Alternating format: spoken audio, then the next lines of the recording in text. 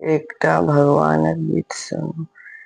सीता सहित राम बन अवध धाम, बहुरी एला सरकार। काटल रावण के दसो कपार।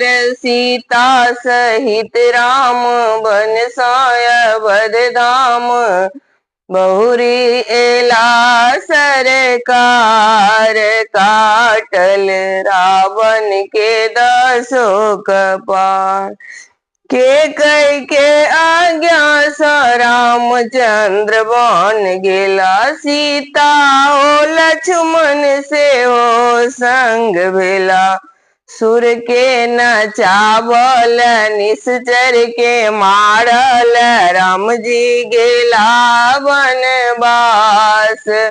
काटल रावण के दसो कपार। सुर के नचावल निश्चर के मारल, राम जी गेला वनवास। काटल रावण के दसो कपार।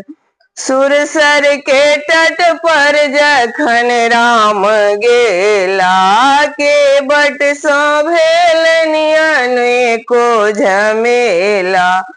के बट सो भेल अनेको झमेला, किछु नहीं केलक ओ चरण दबेलक ओ।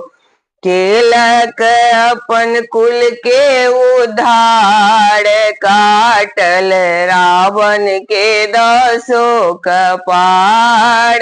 सीता सहित राम बन अवध धाम, बहुरी एला सरकार।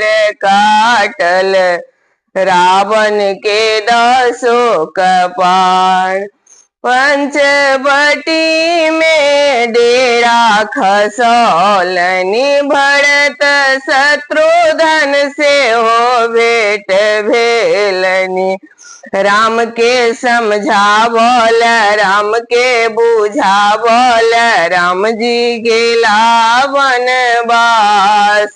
काटल रावण के दसो कपार।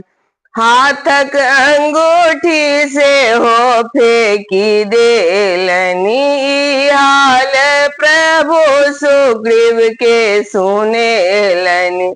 सीता के ताकल लंका सा आना,